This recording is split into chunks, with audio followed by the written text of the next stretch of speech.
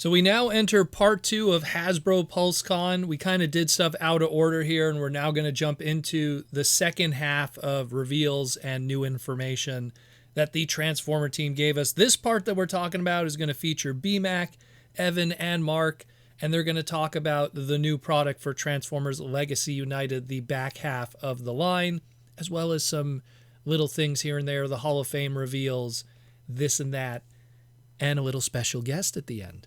So, first we're going to start with the reveals, the latter half of Transformers Legacy United. It's on its way out. Q4 is coming up, and we got a whole bunch of finally in-hand images. We saw most of these through the Space Bridge at San Diego Comic-Con, but not the actual figures themselves, just a few little, hey, this is going to be coming. So first up, we have Cosmos, the Deluxe class. He is a straight-up re-release of the Speedia 500 version. This is a classic example of, hey, let's kind of put out product that the scalpers have clearly been making it a difficult time for the collectors. So if we put it out in the market again, we get to use that tooling again, and the fans will be happy because they'll get a cheaper opportunity to pick up this product. And yeah, hey, so if you didn't get a Cosmos, now it'll be available in a deluxe case assortment, 2 per case, plentiful of them, which will be good too, so you'll be able to pick them up, unlike a 1 per case only Walmart kind of situation. So that's really good, kind of goes against all of that scalping that's been going on. That was an Otaku-san design, the Cosmos, and looks 100% like the Speedia one, so you're getting nothing different. And it's going to be a common conversation today with some of the others here. Then we have a G2 breakdown. That's a Hasui-san and Mark design. It's a very, very, very suggesting in the future of what we're going to probably be seeing of a complete G2 Stunticon team. But hey, here we got G2 breakdown. He uses the toy accurate head that came from the gift set of Menasor. I kind of knew that they were going to use that toy accurate head. I just had the vibe on that. And again, a Hasui-san and Mark design. Not much more we could really say. We talked about this guy for weeks and weeks and weeks as it was leaked out. So pretty cool otherwise. We have the Origins Bumblebee getting a straight up reissue. Again, something that was originally just a exclusive to one market in that of Target. And not to mention a mold that's kind of difficult to figure out where you want to go with it in terms of what do you do with the tooling afterwards. So they figured, why not straight up reissue it again, give people another opportunity to pick up this figure, especially during the 40th anniversary. And yeah, it's awesome. And not to mention with the Wheeljack still kicking around, you could get the Bumblebee now. That was already more than a big safe distance from when that Wheeljack came out. So pretty cool. And then a Kuniharu-san design. One thing I like about these live streams is they also kind of give the shout out to the designers, and I always like to do that too. Next one here, first reveal, big one, the Transformers Legacy United Deluxe Class Armada Wheeljack. Again, when we got that shattered glass version, we knew that this was going to be coming sooner or later. What's cool about it is it sports the screen accurate coloring of Wheeljack, and what I mean by that is when we got the toy here in the West, the original Armada toy, he had the yellow stripes on his body. In the show, he had blue stripes, and thus when they did the Micron version, the Japanese version of him back in the early 2000s, he had the blue stripes with that. So this is using the Japanese colors, aka the screen accurate colors. So he has the blue stripes on his chest. He does not come with the Minicon because it wouldn't be in the budget or for the parts count, but he does have the little extra accessories, the batons. So he's still looking really good. I'm telling you, we're going to get some kind of Minicon sets in the future to kind of just fill out with all these guys that are missing their Minicons. And Wheeljack is no different, but that's great. You know, the Armada guys, they're all happy. The Aaron Archer people, they're all happy. So really, really good. Another reissue, we got the Transformers Legacy United Voyager Class G1 Ramjet reissue. Another example of something that was an exclusive, in this case a 2-pack. Very difficult to get, was scalped like crazy. Now they're splitting up that 2-pack and they're giving people an affordable opportunity to pick up Ramjet and complete your Conehead Seekers. Even Evan made the comment, maybe in the future, we're not going to make Seekers exclusives anymore so we don't make this mistake again. Yeah, it's been an ongoing tradition, though, Evan, since like the days of BotCon 2007 when they put all those Coneheads and Thundercracker behind a a BotCon paywall, and those guys were going for ridiculous money back then. But whatever. Either continue the tradition or not. One way or another, people are going to get these Seekers at some point, and it's great that they're doing the reissues and kind of crushing down that secondary market of making things ridiculously expensive for fans that want to get it. And speaking of fans that want to get it, here's a Tarn, also the Voyager class Tarn, getting a reissue. This was a guy that showed up in retail and then got gobbled up completely, and now, oh my goodness, finally we get an opportunity to get him again because his prices were getting pretty ridiculous at one point. So this is a Yuya-san design, very cool stuff. Alex Milne even got a shout out for first creating the character, and Evan even said, one day we're going to finish the DJD, the Decepticon Justice Division. They're always in talks, figuring out ways how we could get those other characters out there to fill out that Tarn collection, because now Tarn is his own micro collection. Now it's like we got to finish those dudes. So we'll see what happens. Another reissue, Galaxy Shuttle. Once again, Speedia 500, super limited because Speedia 500 had such bad sales in Walmart that the second wave pretty much got canceled early, but the Galaxy Shuttle leader class got out there in certain markets, northeastern Canada, certain small little pockets in the United States and the UK. So he was very difficult to get. He was getting scalped like crazy. It was the first time that we had a Galaxy Shuttle figure in forever since Victory. And Mark was, the mastermind behind this. Gave it that cool deco, really make that slavish loyalty to the original Victory character.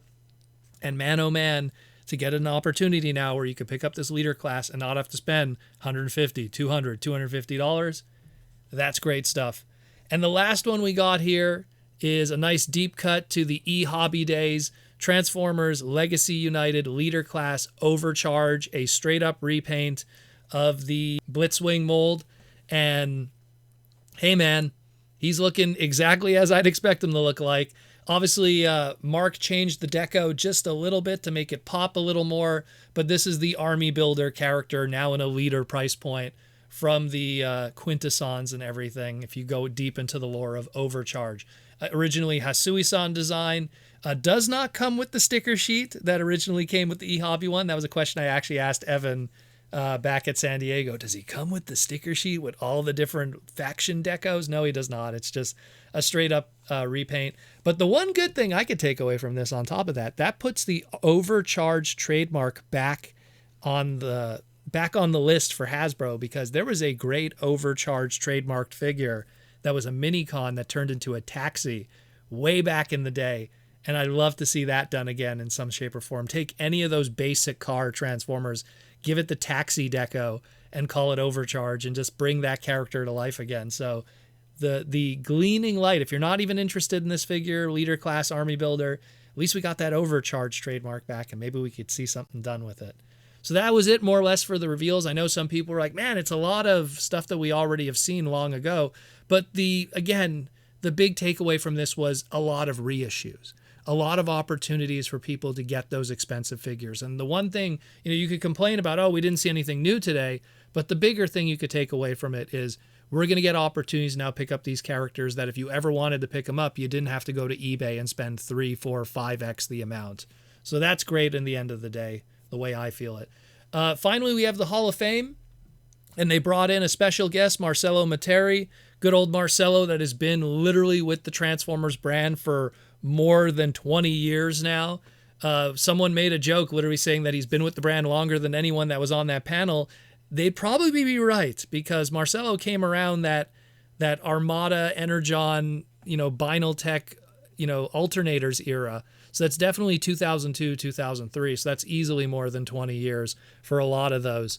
And yeah, man, just glad to see him getting his flowers and everything, and being able to be there. He said he was in town visiting, a friend and on vacation. He was hanging out with Aaron Archer. That's what it was, more or less. So good to have him there. Really awesome stuff. So we have the Hall of Fame winners. First, we have the number one choice of the original 13, and the winner of that one for the Hall of Fame was Megatronus, aka The Fallen. And they were really showing on the screen that Dreamwave, The Fallen version. I would love to see an updated version of that version of the character. The only time we ever got a decent figure of that, not counting third party, was Titanium's all those years ago. And that was a pretty decent figure. Just, it's titanium, so it is what it is in terms of floppiness and metal, and size. So to get an updated version of that with the flames and everything and with all the cool, blast effects that we have today, that'd be really awesome to see them tackle that. BMAC also mentioned that we're going to get the second and third place, at least for United. He didn't show the second and third place for the original 13 and Studio Series. Maybe I'll ask him and then we'll have that publicly. I'm kind of curious who got second place, who got third place, and same thing with the Studio Series one. But for United, the winner of United, what was the number one United figure for this year for 2024? Commander Class Magmatron. It doesn't surprise me. It seems like Commander classes and the leaders and the Titans always seem to always make the top three, if not the top. Again, Mark and Shusan design. Those were, a design that definitely they had the fight for to get it made, because it's such a weird design if you aren't familiar, especially with the fiction of it, with Beast Wars Neo. So very cool figure. Totally deserves to be definitely in that top three.